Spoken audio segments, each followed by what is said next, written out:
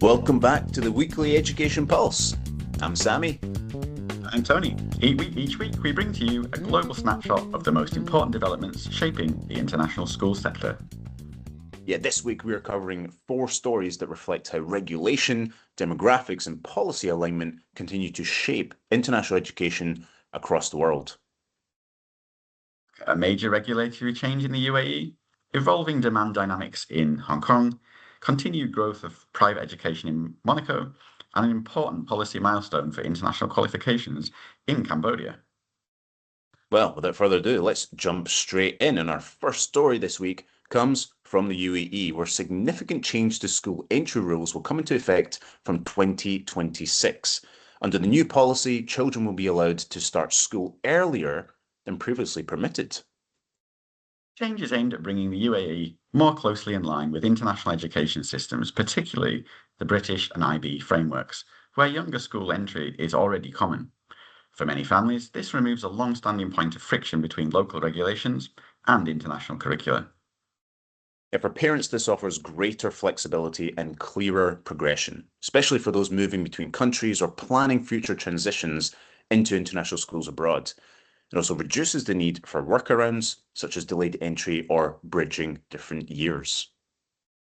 School perspective, this is a meaningful regulatory shift. It allows international schools to align admission policies more closely with their curriculum models and cohort structures, which should improve continuity and long-term planning.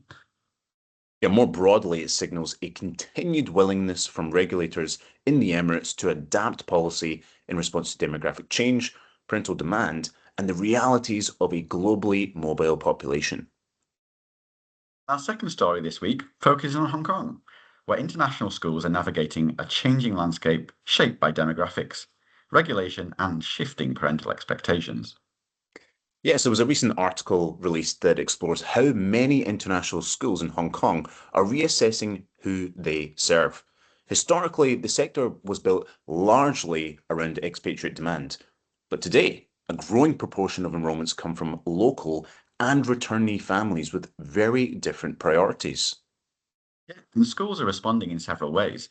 Some are strengthening bilingual provision and Chinese language pathways, others adapting curriculum delivery, admissions policies, and community engagement to remain relevant in a more localized market. What stands out is that this is not about international schools losing their identity, it's about evolution. Schools are trying to balance global curricula and university pathways with local context, culture, and long-term sustainability. From a market perspective, Hong Kong is a useful case study. It shows how international schools in mature markets must adapt as demographics shift rather than relying on legacy demand models.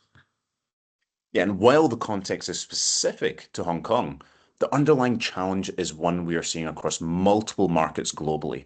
So, how international schools redefine their value proposition when local families become central to demand.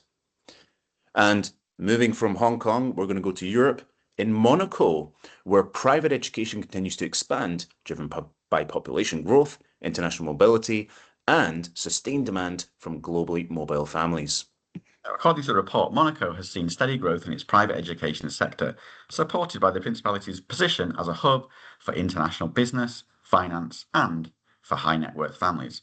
This demand is not limited to expatriate. It also reflects long-term residents seeking internationally oriented education options. What's interesting here is scale. Monaco is a very small market geographically, but its education sector punches above its weight in terms of international orientation, fee levels, and expectations around quality and outcomes. Private schools in Monaco tend to offer multilingual provision, strong academic pathways, with close links to international universities. That combination continues to resonate with families who value that continuity and global portability. From a wider market perspective, Monaco is another example of how international and private education remains resilient in premium markets, even as demographics and regulation evolve elsewhere.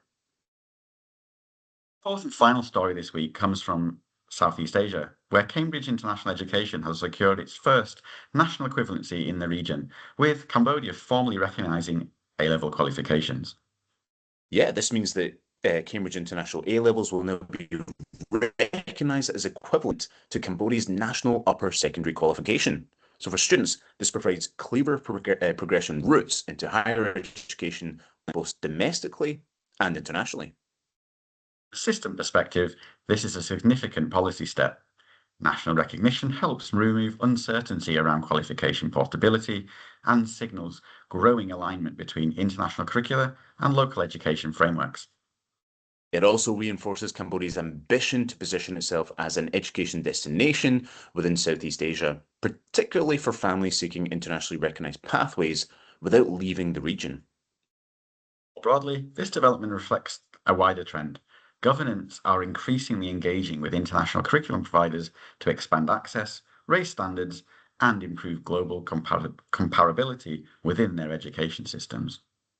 For international schools operating in Cambodia and neighbouring markets, this recognition strengthens the value proposition of Cambridge Pathways and provides greater confidence for families planning long-term educational journeys. Well, that brings us to the end of this episode of the Weekly Education Pulse. Yeah, from school entry rules in the UAE to curriculum recognition in Southeast Asia, this week's stories show how policy decisions can continue to have a direct impact on families, schools, and education providers. Always, thank you for listening and sharing your insights with us. If there's a development in your region that you think we should be following, please do get in touch. Yeah, we'll be back next week with more updates from around the world. So until then, thanks for joining.